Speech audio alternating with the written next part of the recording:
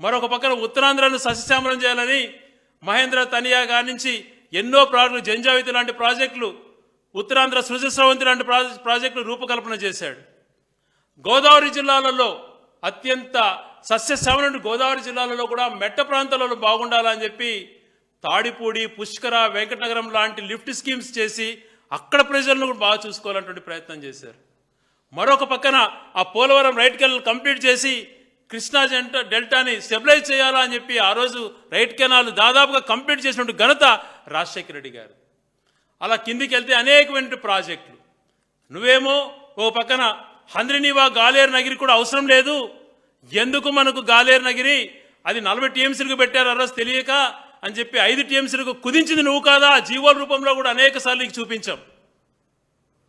ఆ రోజు మోసం చేసావు.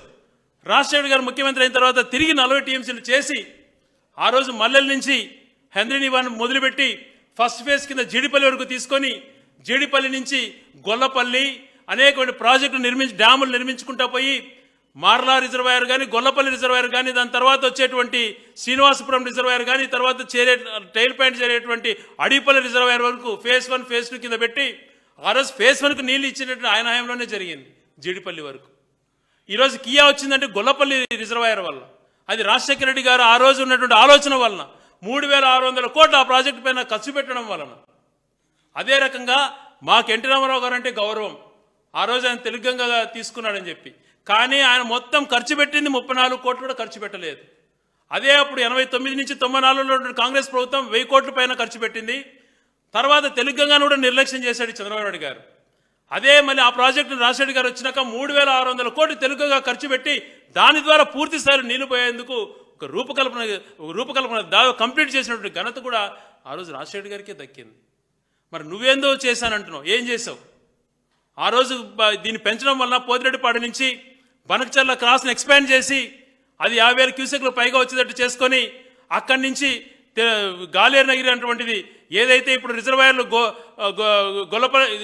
అక్కడ ఉన్నటువంటి అవుకు రిజర్వాయర్ కానీ, దాని తర్వాత వచ్చేటువంటి గెండికోట ప్రాజెక్ట్ కానీ, గెండికోట నుంచి మళ్ళా పైడిపాలెం నుంచి చిత్రావతికి పోయేదానికి కానీ, మరొక పక్క గెండికోట నుంచి వామికొండ సాగర్ ఇట్లా రిజర్వాయర్లు పోయేదానికి కానీ, ఇవన్నిటిని కూడా దాదాపుగా కంప్లీట్ చేసి తీసుకొచ్చిన వ్యక్తి ఎవరు అని చెప్పి ఒకసారి ఆలోచన చేయండి. ఆ రోజు బ్రహ్మం సాగర్ కంప్లీట్ చేయించి ఓపెన్ కూడా చేయించారు. అది కేవలం 9 టీఎంసీలు 10 టీఎంసీలు నిలబడుతుంటే జగన్మోహన్ రెడ్డి గారు వచ్చిన తర్వాత ఫుల్ కెపాసిటీ నిలబెట్టినటువంటి ఘనత, దాని కెనాల్ ఎక్స్పాండ్ చేసి లైనింగ్ చేసి బ్రహ్మం సాగర్ పూర్తి స్టోరేజ్ తీసుకొచ్చినటువంటి ఘనత జగన్మోహన్ రెడ్డి గారు. గండికోటలో పూర్తిగా 20 టీఎంసీలు నిలబెట్టినటువంటి ఘనత జగన్మోహన్ రెడ్డి గారు. మీరు ప్రశ్నిస్తున్నారు వాళ్ళు ఏం చేశారు అని చెప్పి, మీరేం చేశారు అని ఒకసారి ఆత్మవంచన చేసుకోండి. నేను చెప్పిన ఏ ప్రాజెక్టుకైనా మీరు కనీసం చేయాలన్న ఆలోచన మీకు ఏ రోజున కలిగిందా అని చెప్పి మీరు ఒకసారి ఆలోచన చేసుకోండి. ఈరోజు మీరు ఇష్టానుసారం మాట్లాడుతున్నారు. రాయలసీమ లిఫ్ట్ ఎందుకు అవసరం అని చెప్పి, ఎందుకు అవసరం లేదండి, ఒక్కసారి మీరు మీకు అవగాహన ఉందో లేదో ఒక్కసారి మీరు ఆలోచన చేయమంటున్నా. ఈరోజు ఆయన చెప్పినటువంటిది ఆల్రెడీ మల్లెల నుంచి లిఫ్ట్ చేస్తున్నాం కదా, ముచ్చిమర్రి నుంచి చేస్తున్నాం కదా అని మాట్లాడాడు. ఏ లెవెల్ నుంచి చేస్తున్నామో పూర్తి స్థాయిలో ఎక్స్ప్లెయిన్ చేయలేదు. శ్రీశైలం ప్రాజెక్టు నేను ఇంతకుముందు చెప్పినట్టు 796 అడుగులకు వీళ్ళేమో ఎలక్ట్రిసిటీ కోసం చేస్తున్నారు. 777 అడుగుల నుంచి వాళ్ళ ప్రాజెక్టుకు లిఫ్ట్ చేస్తున్నారు. 825 చేరే లోపల 7 టీఎంసీలు రోజుకు చేస్తుంటే ఎలా శ్రీశైలం పైకి వస్తుంది? ఈరోజు 834 అడుగులకు మల్లెల శ్రీశైలం రిజర్వాయర్ చేరితే మల్లెల రిజర్వాయర్ ద్వారా కేవలం 0.3 టీఎంసీ మాత్రమే చేయొచ్చు. 0.3 టీఎంసీ. రమానాయుడు గారు గమనించండి. అలాగే దాదాపుగా మళ్ళా దాని తర్వాత 795 అడుగులకు వస్తే 795 అడుగులు ఉంటే ముచ్చుమర్రి ద్వారా 0.3 మాత్రమే తీసుకోవచ్చు, 0.31 మాత్రమే తీసుకోవచ్చు. మరి రాయలసీమ లిఫ్ట్ ఇరిగేషన్ వాళ్ళు చేస్తున్నటువంటిది కింది స్థాయిలో ఏదైతే చేస్తున్నారో అక్కడి నుంచి ఈ ప్రాంతాలు కూడా అన్నీ బాగుండాలని చెప్పి రోజుకు 3 టీఎంసీలు చేసేటువంటి ప్రాజెక్ట్ని డిజైన్ చేసి 3600 కోట్లకు పరిపాలన అనుమతులు ఇచ్చి దాదాపుగా 900 కోట్ల పైగా ఖర్చు పెట్టినటువంటి దాన్ని ఈరోజు నువ్వు వేస్ట్ అని మాట్లాడుతున్నావు. దానిపైన రూపాయి పెట్టడం ప్రజాధనం వృధా కావడం. ప్రజాధనం వృధా చేయడానికి ఎవ్వరూ మీలాగా ఆలోచన చేయరు. ఆ యొక్క ప్రాంతాల యొక్క కరువును పారదోలడానికి, ఆ ప్రాంత యొక్క ప్రయోజనాలు కాపాడడం కోసం చేసుకునేది. మరి ఈరోజు నీకు ఇవన్నీ అవగాహన లేకుండానే మీరు ఈరోజు మాట్లాడే అర్థం చేసుకోండి. ఏ లెవెల్లో పాలమూరు రంగారెడ్డి దిండిని ప్లాన్ చేశారు, ఏ లెవెల్లో కల్వకుర్తి ప్రాజెక్టును లిఫ్ట్ చేస్తున్నారు, ఏ లెవెల్లో వాళ్ళు పవర్ జనరేషన్ కోసం నీరు వృధా చేస్తున్నారనేటువంటిది కనుక్కోకుండా మీరు మాట్లాడడం శ్రేయస్కరమా? ఆ ప్రాంతము బాగుండాలి, రాయలసీమ ప్రాంతము బాగుండాలి, అట్లా ఆలోచన చేయాలి. వాళ్ళకు నష్టం చేయమని చెప్పటం లేదు. ఎప్పుడు కూడా దిగువ రాష్ట్రాలకు రైట్స్ ఎక్కువగా ఉంటాయి, రైపీరియన్ స్టేట్స్ అంటారు. ఎగువ రాష్ట్రాల వాళ్ళు ప్రాజెక్టులు కట్టుకునేటప్పుడు దాన్ని కొంచెం మనకున్నటువంటి న్యాయస్థానాల్లో ఏర్పడిన బోర్డుల గురించో మాట్లాడుతూ వాళ్ళకు ఎక్స్ప్లెయిన్ చేసి వాళ్ళ ద్వారా దాన్ని అడ్డుకోవాలి, కానీ ఆ ప్రయత్నం చేయటం లేదు. అది చేయకుండా ఏదైతే దిగువ ప్రాంతంలో కరువుతో కూడుకున్నటువంటి ప్రాంతాన్ని, చుక్క నీటి కోసం అలమటించేటువంటి ప్రాంతాన్ని, చుక్క నీరు కోసం ఎదురు చూసేటువంటి ప్రాంతాన్ని నువ్వు ఈరోజు పొట్టగొట్టే ప్రయత్నం చేస్తున్నావు అని అంటే ఇది సమంజసమా? గౌరవ శైలజానాథ్ గారు మననే చెప్పారు, ఈ రాయలసీమ ప్రాంతంలో ఇరిగేషన్ వ్యవసాయంలో కొంచెము ముందుకు వచ్చి హార్టికల్చర్ ముందుకు వచ్చింది కారణం అంటే ఆ రోజు ఈ పోతిరెడ్డిపాడు చేయడం వలన, ఈ హంద్రినీవా చేయడం వలన, గాలేనగిరి చేయడం వలన, ఉచిత విద్యుత్ ఇవ్వడం వలన వ్యవసాయం కొంచెం ముందడుగు వేయడం స్టార్ట్ అయ్యింది. కానీ నువ్వు నిర్దాక్షిణంగా ఆ రోజు పోతిరెడ్డిపాడును అడ్డుకోవడానికి ప్రయత్నం చేశావు. మళ్ళీ స్వయంగా మీకు సంబంధించిన ఎమ్మెల్యేలతోనే రాయలసీమ ప్రాజెక్టులకు వ్యతిరేకంగా లేఖ రాయించావు. ఈరోజు రాయలసీమ లిఫ్ట్ ఇరిగేషన్ గురించి డ్రామా ఆడావు. నువ్వే దాన్ని ఆపించావన్నటువంటిది స్వయాన తెలంగాణ ముఖ్యమంత్రి తెలియజేసినా కూడా నువ్వు ఆ రోజు దానికి వేరే రకంగా చెప్పావు. ఈరోజు అవును ఆ ప్రాజెక్ట్ ఎందుకు ఏం అవసరము అని చెప్పి మీ ఇరిగేషన్ మంత్రితో మాట్లాడించావు అని అంటే ఎవరికి చెప్పుకోవాలి? రాయలసీమ వాళ్ళ బాధ, రాయలసీమ వాళ్ళ ఘోష ఎవరితో చెప్పుకోవాలి, ఎవరితో మాట్లాడుకోవాలి? ఇంత అన్యాయం చేస్తున్నందుకు ఎవరిని నిందించాలి? వీటిపైన పూర్తిగా మీరు ఒకసారి మీకేదన్నా మీ యొక్క ఆలోచనల పరంగా మా ద్వారా ఏదైనా సలహాలు తీసుకుంటారు అని అంటే మేము ఖచ్చితంగా 4 అడుగులు తగ్గిన నీ ఆఫీస్కైనా వస్తాం, నీ దగ్గరికైనా వచ్చి మాట్లాడతాం. మా వాదన కరెక్ట్గా వినండి. మీరు మీ వాదన తప్పు అనేది అనేక రంగాల్లో నిరూపించగలుగుతాం. ఒక ప్రాంతాన్ని పుట్టగొట్టడం అన్నటువంటిది సరైనటువంటిది కాదు. ఎన్జీటీ అనుమతులు ఇవ్వలేదు, పర్యావరణ అనుమతులు లేవని ఎందుకు మరి అబద్ధాలు చెప్తా వచ్చావు? ఎందుకు సత్యదూరమైన మాటలు మాట్లాడే ఒక ముఖ్యమంత్రిగా ఉండి నీకు ఇంట్రెస్ట్ లేదు, నీ ప్రోద్బలంతో ఆగింది అన్నట్టు తెలిసిన తర్వాత ఈరోజు మీ ఇరిగేషన్ మంత్రి స్వయంగా చెప్పిన తర్వాత ఇంతకన్నా ఏముంటుంది? అవగాహన లేకుండా ఇలాంటి మాటలు మాట్లాడడం చాలా బాధాకరంతో కూడుకున్నది. ఈ ప్రాంత ప్రజలు యొక్క ప్రయోజనాలు, అన్ని ప్రాంతాల యొక్క ప్రయోజనాలు బాగుండాలని చెప్పి ఆలోచన చేసే ఆ రోజు ఉమ్మడి ఆంధ్రప్రదేశ్లో ఉన్నప్పుడు పాలమూరు కరువు గురించి, రాయలసీమ నీటి ఎద్దడి గురించి, ఉత్తరాంధ్ర కిడ్నీ వ్యాధిగ్రస్తుల నుంచి మాట్లాడే వాళ్ళు.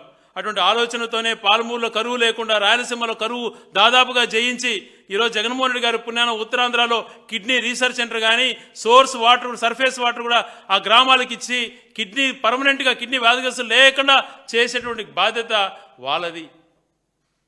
నువ్వేం చేస్తున్నావు? ఒక పక్కన ఈ ప్రాంత ప్రజల ప్రయోజనాలకు ఉపయోగపడే ఎన్ఆర్జీఎస్ను దాదాపుగా లేకుండా చేస్తున్నావు.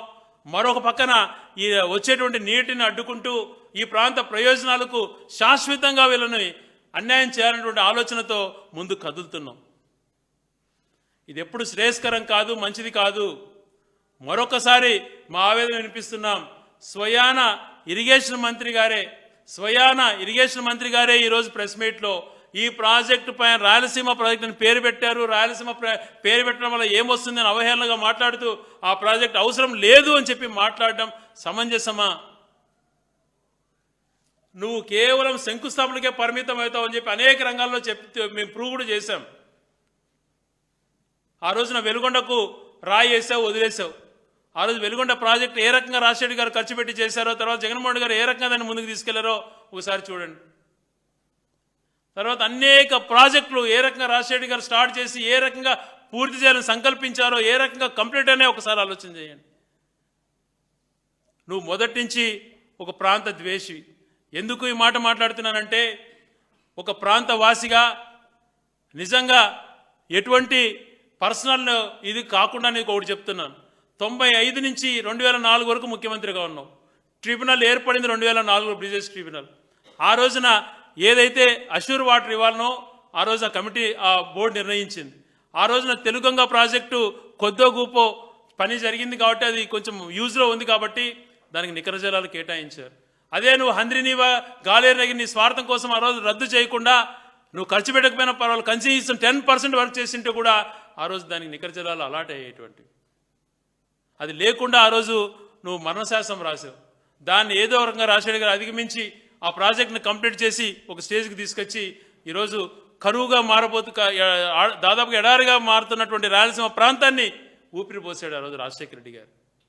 ఈరోజు అదే ఊపిరి పోయటానికి ఎగువ రాష్ట్రాలు వాళ్ళు చేస్తున్నటువంటి నీటి దోపిడీని అడ్డుకోవడానికి ఈ ప్రాంతం కూడా వాళ్ళకు సమానంగా ఉండడం కోసం రాయలసీమ లిఫ్ట్ ఇరిగేషన్ అనేటువంటిది చేస్తుంటే ఈరోజు మీరు దాన్ని హేళనగా మాట్లాడుతూ ప్రాంతం యొక్క పేరుని ఇంకొక రకంగా మాట్లాడుతూ మీరు చేసిన ఆలోచన ఎంతవరకు కరెక్ట్ ఒకసారి ఆలోచన చేయండి. ఈరోజు మేము అడుగుతాం, మీకు ఎక్కడో లోపల ఉంది ద్వేషం అన్నటువంటిది. ఎందుకోనంటే ఆ రోజు అన్ని ప్రాంతాలు బాగుండాలని చెప్పి హైకోర్టు పెడితే దాన్ని తీసేస్తుంది. అదే రకంగా ఆ ప్రాంతంలో లా యూనివర్సిటీని తీసేస్తుంది, ఎయిమ్స్ని తరలిస్తుంది. ఆ ప్రాంతానికి రావాల్సినటువంటి మంచిని ఏ రోజు కూడా మీరు ఆలోచన చేయలేదు. ఆ రోజు శ్రీ సిటీ చేసినా, ఆ రోజు హంద్రినీవా చేసినా, గాలేరు నగిరి చేసినా, గెండికోట చేసినా, ఏ ప్రాజెక్టులు చేసినా రాజశేఖర రెడ్డి గారు జగన్మోహన్ రెడ్డి గారు చేశారు. కానీ మీరు ఏది కూడా చేయాల్సినటువంటి చేయకుండా ఆ ప్రాంత ద్రోహులుగా మిగిలిపోతున్నారు. ఇది చాలా చాలా అన్యాయం. మరొకసారి రామానాయుడు గారు ఏ లెవెల్లో ముందే నీళ్లు తీసుకుంటున్నారు, ఏ లెవెల్కు చేరితే ఈ ప్రాంతం కూడా బాగుపడుతుంది అన్న వాటిల్లో మీ వాదన గట్టిగా వినిపించుకోలేక మీకు మా ప్రాంతం పైన ద్వేషమో లేకపోతే సబ్జెక్ట్ పైన అవగాహన లేకో మీరు వాదించకుండా చేతులు ఎత్తేస్తున్నారు. నీటి వాటాలపైన అనేక రంగాలలో జరుగుతున్న వాదనలపైన గట్టిగా మీ వాదన వినిపించట్లేదు. చాలా అన్యాయం. మీరు ఒక మాట అన్నారు మాట్లాడుతూ దీనికి బోర్డులు ఉంటాయి, ఇంకొకటి ఉంటాయని చెప్పి ఆ వాటాల ప్రకారం అని. ఈరోజు నీటిని వాటాల ప్రకారమే తీసుకుంటున్నారండి ఎగువ ప్రాంతాల వాళ్ళు. ఒకసారి ఆలోచన చేయండి. వాటర్ ప్రకారం తీసుకున్నట్లయితే విద్యుత్ ఉత్పత్తి కోసం 796 లెవెల్లో కూడా నీళ్ళను తోడేస్తూ రోజుకు 4 టీఎంసీ చేసి శ్రీశైలం ప్రాజెక్ట్ని 20, 30 రోజులు 40 రోజుల లోపల ఖాళీ చేస్తున్నారే. ఇది బాధ అనిపించదా అండి మీకు? మరి ఆ రోజు దీనిపైన ఎందుకు బోర్డు ప్రశ్నించలేకపోతున్నాయి? ఆ బోర్డు పేరు చెప్పి నువ్వు మాపైన ఎట్టడానికి ప్రయత్నం చేస్తున్నావే. నీటి దోపిడీ చేయమని, అగేన్స్ట్ ద రూల్స్ పొమ్మని ఎవరు చెప్పడం లేదు. ఎవరు వాటా ప్రకారం కింది స్థాయిలో నీళ్లు తోడుకుంటున్నారో అదే లెవెల్లో మేము తీసుకుంటామని చెప్తున్నామే కానీ ఇంకొక రకంగా మేము మాట్లాడలేదు. మరొకసారి మీ వాదనలు వెనక్కి తీసుకొని ఒక ప్రాంతం పైన అవగాహన లేకుండా మాట్లాడకుండా, గతంలో ఇదే మీ ఇరిగేషన్ మంత్రి దేవినేని ఉమా గారు కూడా ఇలాగే హేళన చేసేటువంటి వాడు. ఇదే దేవినేని ఉమా ఇరిగేషన్ మంత్రి కాక మునుపు పోదిరెడ్డిపాడు వ్యతిరేకిస్తూ ధర్నా చేసినటువంటి మనిషి. అటువంటి వ్యక్తికే ఇరిగేషన్ శాఖ కేటాయించినప్పుడు చంద్రబాబు నాయుడు గారు. ఇప్పుడు రామానాయుడు గారు సేమ్ అదే రిపీట్ చేస్తున్నారు. సో ఎలాగా మనం కింది లెవెల్లో నీళ్లు తీసుకోవాలంటే దానిపైన ఈ 3 టీఎంసీలు ఏ రకంగా కంపెన్సేట్ చేస్తారో మీరు చెప్పండి. లేదా మీకు చిత్తశుద్ధి ఏమాత్రం ఉన్నా, మీకు నిజంగా మీ యొక్క ప్రాంతం పైన లేదు, మాకు అన్ని ప్రాంతాలు ఒకటే అని ఆలోచన చేస్తే రాయలసీమ లిఫ్ట్ ఇరిగేషన్ మీ ప్రభుత్వం నడుస్తుంది కాబట్టి, కేంద్రంలో కూడా మీ ప్రభుత్వమే కొనసాగుతుంది కాబట్టి 1 సంవత్సరంలో ఆ ప్రాజెక్ట్ కంప్లీట్ చేయకపోతే చరిత్ర ఎప్పుడు మిమ్మల్ని క్షమించదు. కాబట్టి మీ ఆలోచన తప్పు అని చెప్పి ఒకసారి వెనక్కి తీసుకొని చేసినటువంటి తప్పును పదే పదే చేసుకోకుండా, ఇగోలకు పోకుండా మా ప్రాంతం యొక్క పరిరక్షణ కోసం పనిచేయాలని చెప్పి గట్టిగా తెలియజేస్తున్నాను.